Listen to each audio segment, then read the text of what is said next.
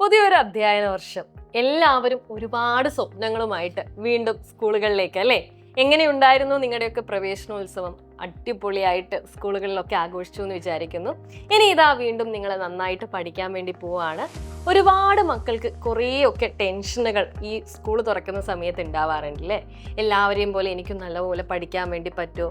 Mark കുറഞ്ഞു പോയാൽ എന്നെ എല്ലാവരും വഴക്ക് പറയുമോ? ഇങ്ങനെ കുറേ ചോദ്യങ്ങൾ നിങ്ങളുടെ കുഞ്ഞു മനസ്സുകളിൽ ഉണ്ടാവും അല്ലേ?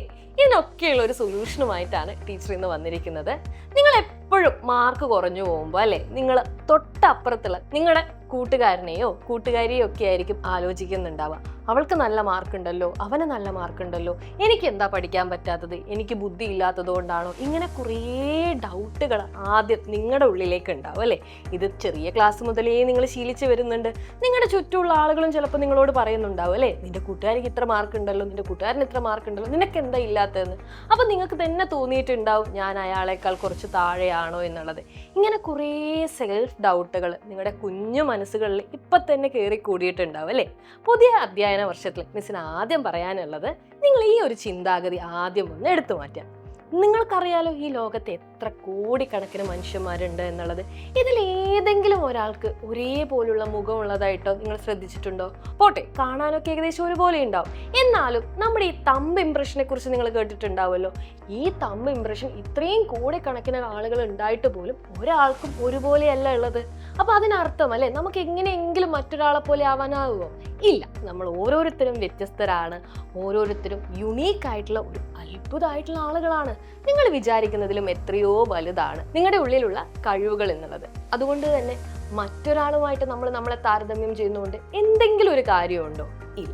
അപ്പൊ ഈ ഒരു അധ്യയന വർഷക്കാലം നിങ്ങൾ ആദ്യം ചെയ്യേണ്ട കാര്യം മറ്റൊരാളുമായിട്ട് നിങ്ങളെ കമ്പയർ ചെയ്യുന്ന പരിപാടി ഒഴിവാക്കുക എന്നുള്ളതാണ്.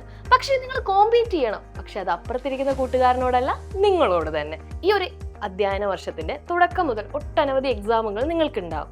മുൻപ് നടന്ന എക്സാമിനേക്കാൾ ഒരു മാർക്ക് ഞാൻ അടുത്ത എക്സാമിൽ അധികം വാങ്ങിയിട്ടുണ്ടോ? അതിനായിട്ട് ഞാൻ കുറച്ചെങ്കിലും എഫേർട്ട് ഇട്ടിട്ടുണ്ടോ? ഇതായിരിക്കണം നിങ്ങൾ നിങ്ങളോട് ചോദിക്കേണ്ട ചോദ്യം എന്ന് പറയുന്നത്. നിങ്ങൾ മത്സരിക്കേണ്ടത് നിങ്ങളോട് തന്നെയാണ്. ഇത്തരത്തിൽ നിങ്ങൾക്ക് നിങ്ങളെ തന്നെ ഇംപ്രൂവ് ചെയ്ത് നല്ല രീതിയിലേക്ക് മാറാൻ ഒരുപാട് വലിയ വലിയ സ്വപ്നങ്ങൾ കാണാൻ ആഗ്രഹിക്കുന്നുണ്ടെങ്കിൽ സൈലം നിങ്ങളുടെ കൂടെ തന്നെയുണ്ട്. സൈലത്തിലുള്ള ഓരോ ടീച്ചേഴ്സും നിങ്ങളുടെ കൂടെ തന്നെയുണ്ട്.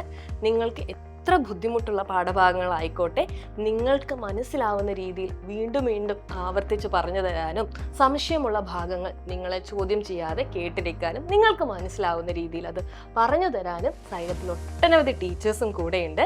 അപ്പോൾ നിങ്ങൾ ചെയ്യേണ്ട കാര്യം എന്ന് പറയുന്നത്, നിങ്ങൾ ഏത് ക്ലാസ്സുകളിലാണോ ഉള്ളത് ആ ക്ലാസ്സിന് കറസ്പോണ്ടിങ് ആയിട്ടുള്ള ഒരു ബാച്ച് നമ്മുടെ സൈലത്തിലുണ്ട്. 4ാം ക്ലാസ് മുതൽ നമ്മൾക്ക് +2 വരെ എന്തുണ്ട്, വിവിധ തരം ബാച്ചുകളുണ്ട്. ഒരുപാട് കോമ്പറ്റീഷൻ എക്സാമുകൾ നമ്മളെ കാത്തിരിപ്പുണ്ട്. ഈ എക്സാമുകൾക്കുള്ള പ്രത്യേക കോച്ചിങ്ങുകൾ സൈലത്തിലുണ്ട്. അപ്പോൾ ഒരുപാട് അവസരങ്ങൾ നിങ്ങൾക്ക് ചുറ്റുമുണ്ട്. അപ്പോൾ ഇങ്ങനെയൊരു പ്ലാറ്റ്ഫോമിനെ കുറിച്ച് അറിയാത്തതായിട്ട് ആരും ഉണ്ടാവില്ല അല്ലേ? പക്ഷെ എന്തൊക്കെയാണ് ഇവിടെ നടക്കുന്നത് എന്ന് ചിലപ്പോൾ എല്ലാവർക്കും അത്ര അറിവുണ്ടാവില്ല. അപ്പോൾ എല്ലാ മക്കളും എന്ത് ചെയ്യുക, അവരവർ പഠിക്കുന്ന ക്ലാസ്സുകളിൽ മികച്ചതായിട്ട് മാറാൻ സൈലവും കൂടെയുണ്ട്. അപ്പോൾ ബാച്ചുകളിലേക്ക് ഉടൻ തന്നെ അഡ്മിഷൻ എടുക്കുക.